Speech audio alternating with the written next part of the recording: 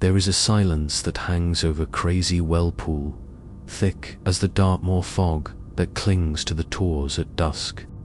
Even the cattle keep their distance, and the skylarks that dance above the moor seem to fall quiet as they pass over its black waters. Tucked just south of Walkhampton, this deep and ancient hollow, sometimes called Crazywell or Crazywell, has long held a reputation too dire to ignore. For it is said, and said often, that when the air is still and the mist drapes low, a voice will rise from the center of the pool and speak the name of the next villager to die. One such night came in late November of 1911, when the wind had dropped and the moor was steeped in a stillness so profound it rang in the ears.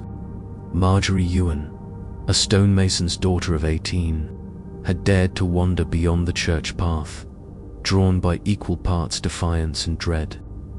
The older folk in Walkhampton had warned her since childhood, never go too crazy well after sunset. Never listen for the voice, never speak it back. But grief had made her reckless. Her brother Thomas had been lost to a fever the month before, and since that day she had grown distant, her gaze always drawn to the southward hills. "I only want to know if he's at peace," she told herself as she crept through the bracken. Just a whisper, just once. The pool greeted her like a mirror, perfectly still, dark as slate. She stood at its edge, her breath forming small ghosts in the air. Minutes passed. Then, just as she turned to go, a ripple, a sound, not quite echo, not quite wind. A voice, low, genderless, hollow as if rising from far beneath the earth. It spoke a single name. Marjorie. She stumbled backward, a scream caught in her throat. Her foot slipped on the slick peat and she fell hard, cutting her hand on a rock. The voice had gone, the surface calm once more, but the name had been clear. Too clear. Marjorie returned to the village, pale and trembling. She told no one what she had heard, but her health began to fade. The doctor called it a wasting illness, brought on by grief and cold. She died quietly by her fireside 3 weeks later. Since then, few have ventured near Crazywell Pool.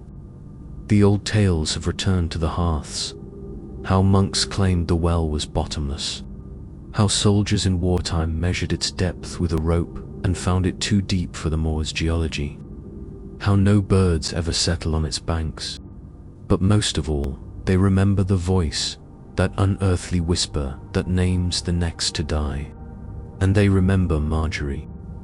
Even now, when the dusk is still and the mist creeps low over Walkhampton, some swear they hear a name drifting across the water, and none dare listen long enough to learn if it's their own. Many thanks for treading this tale's dark path. If its chill gripped you, like, subscribe, and comment below.